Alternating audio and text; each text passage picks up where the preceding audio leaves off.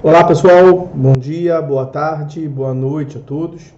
Hoje nós vamos falar de uma decisão do STJ que versou sobre o recurso cabível em face de uma decisão proferida na fase de cumprimento de sentença e, mais propriamente, se há algum requisito adicional a esse recurso, que é o agravo de instrumento, conforme nós vamos ver com mais vagar adiante. Trata-se do recurso especial 2.023.890, RESP 2023.890, como de costume, a referência completa do julgado e a ementa já disponibilizada constarão para os senhores aqui na descrição desse vídeo. Muito que bem, como é que se deu o contorno, os aspectos fáticos desse recurso especial julgado pelo STJ? Na fase de cumprimento de sentença, então deu-se a condenação ao cumprimento de uma obrigação que foi fixada na fase cognitiva, na fase de conhecimento.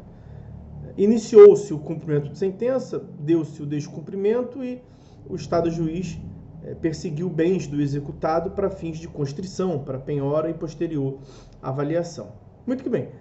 Nessa fase de cumprimento de sentença, foi determinada a penhora de bens imóveis do devedor, dos bens imóveis do devedor. E uma vez intimado da penhora, o devedor interpôs agravo de instrumento com base no artigo 1015, parágrafo único do CPC, já vamos falar dele em separado. E nesse agravo de instrumento, o devedor alegou nulidade da penhora e a necessidade de observância do princípio da menor onerosidade da execução, previsto lá no artigo 805 do CPC. O Tribunal de Justiça local, Mato Grosso do Sul, concordou com a tese do executado e deu provimento ao agravo de instrumento.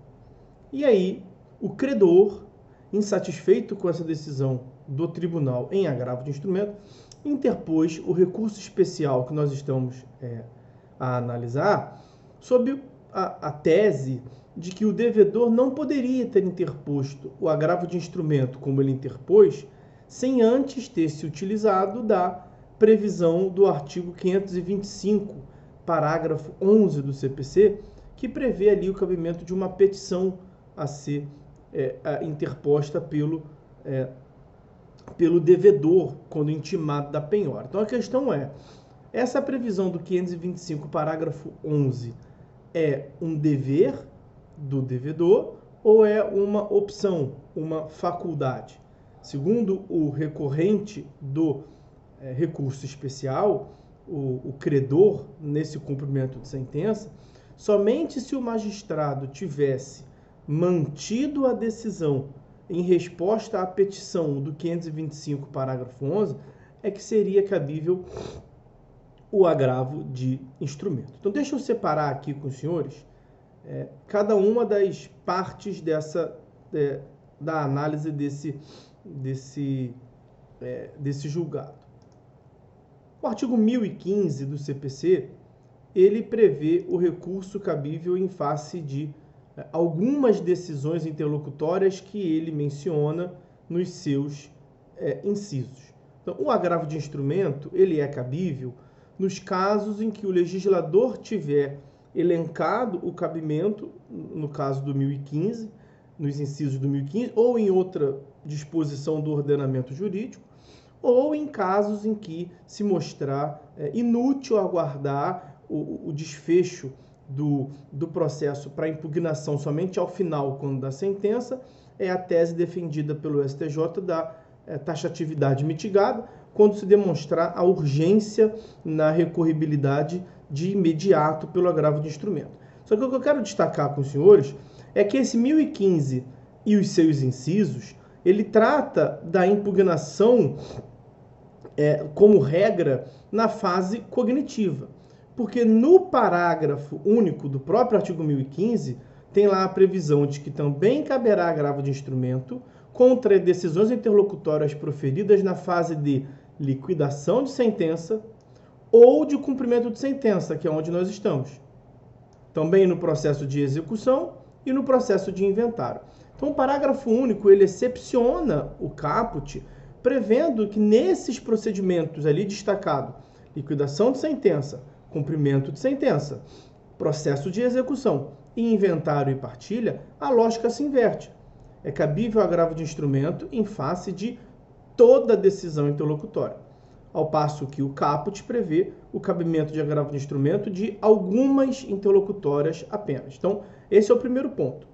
Nós estamos no cumprimento de sentença, o caso versava sobre a penhora de bens em um cumprimento de sentença, é cabível realmente agravo de instrumento de toda e qualquer decisão interlocutória, como essa que determinou a penhora daquele bem. Esse é o primeiro ponto. E a decisão que determina a penhora tem natureza de decisão interlocutória, não é uma sentença que coloca fim ao procedimento, não é um mero despacho que determina mero impulsionamento ao processo, é uma decisão que concede, que determina implicitamente um gravame ao executado, há o interesse em recorrer e o recurso cabível é agravo de instrumento, então até aqui não há dúvida.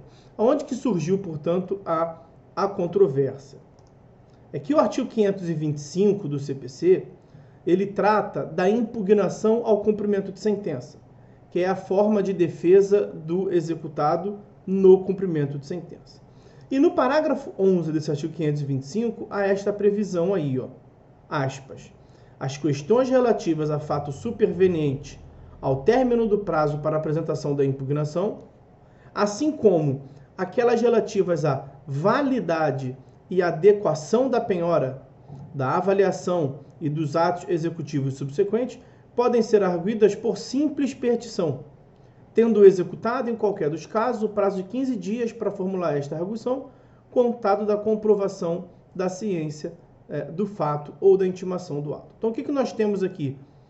Questões relativas à validade e adequação da penhora, que é o objeto do nosso julgado aqui. Podem ser arguidas por simples petição. Então, qual foi a tese do recorrente? No sentido de que somente seria cabível agravo de instrumento se o executado tivesse interposto essa petição para discutir a validade e a adequação, a correção da penhora, se o juízo tivesse mantido esta decisão, somente assim que ele poderia interpor o agravo de instrumento. E qual foi a conclusão ao qual chegou o STJ? O STJ negou o provimento a esse recurso especial e não admitiu esta tese defendida pelo credor. Por quê? Por qual razão? Especialmente porque a lei prevê que essa petição, que essa discussão pode se dar por simples petição. Vejam, podem ser arguidas por simples petição. É, portanto, mera faculdade do devedor. Ele pode ou não exercitar esta opção que a lei lhe deu. Ele pode ter mais uma via impugnativa por simples petição e depois agravar para o tribunal se o juiz mantiver a decisão primitiva, ou ele pode ir diretamente para o tribunal, porque não se trata de um dever processual ou de um ônus processual imputado ao executado. E também não pode ser considerado como um requisito de admissibilidade do agravo de instrumento.